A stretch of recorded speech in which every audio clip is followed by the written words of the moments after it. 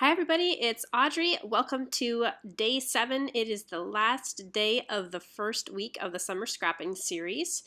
Today my guest is Cheryl Ashcraft, and Cheryl's actually a digi-scrapper, but her pages look so amazingly real. So she also has some really great layout designs, which can apply to paper scrapbooking too, so go check out her YouTube channel.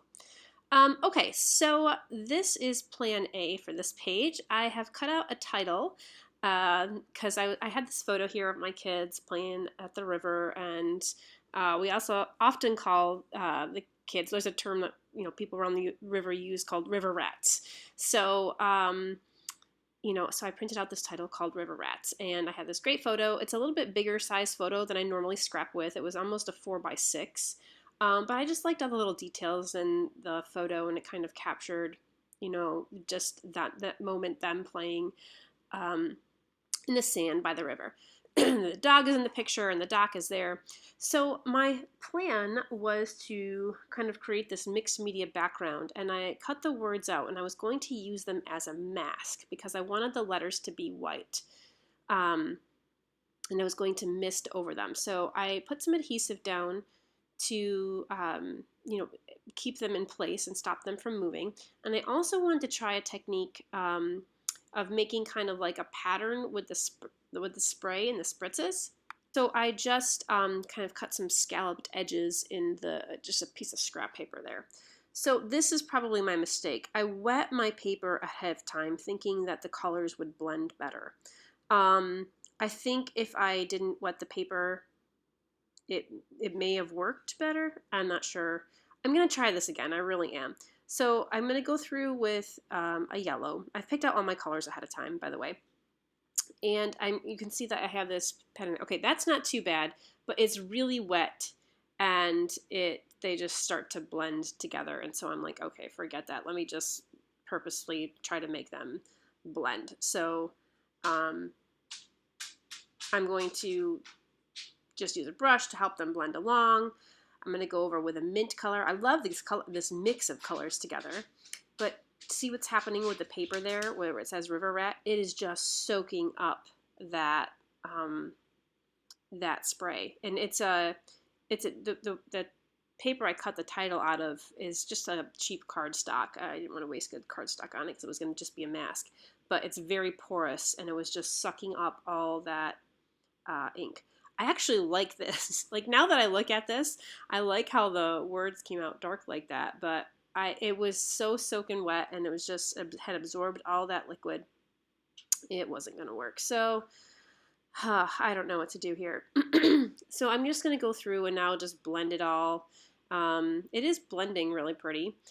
And then you can see that there's some adhesive there stuck in the middle in that minty color.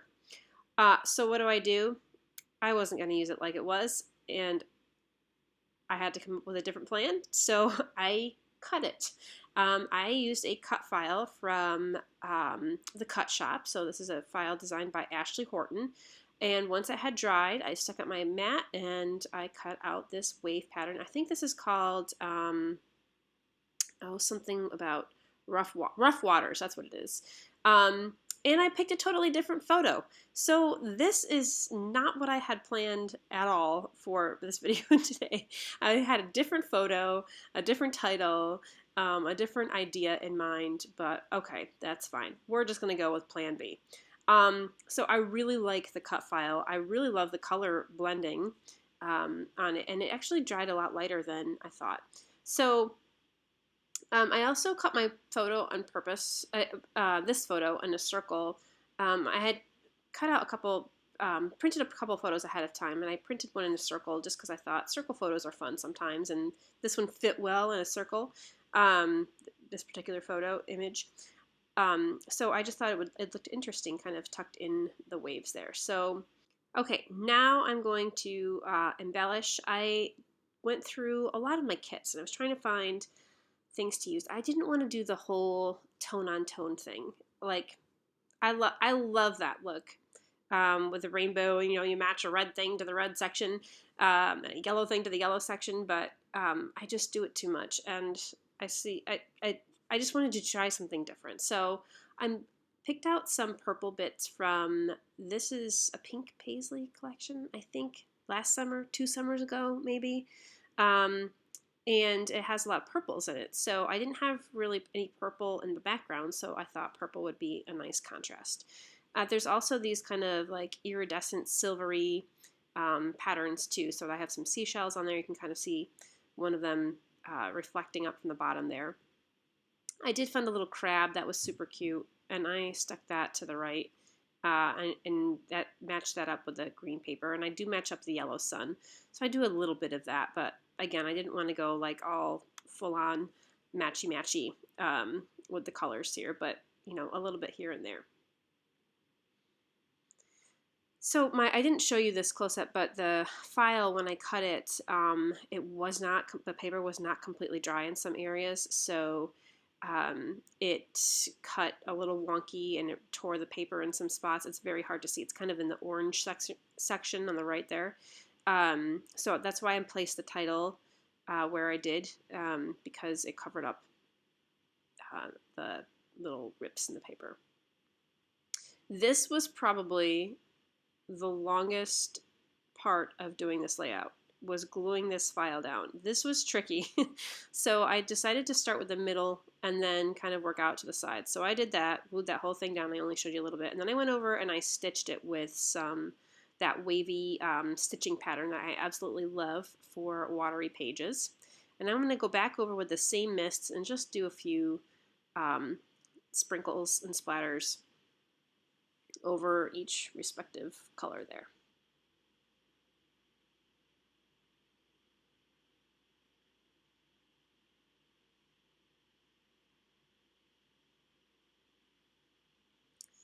Okay, now that is pretty much done, so I am going to just start layering stuff on.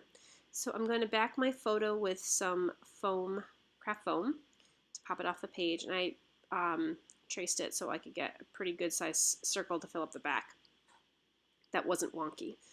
I initially had the photo tucked under the waves, but I decided to, well, first of all, I kind of glued those down a little bit, so they were tricky to pull out.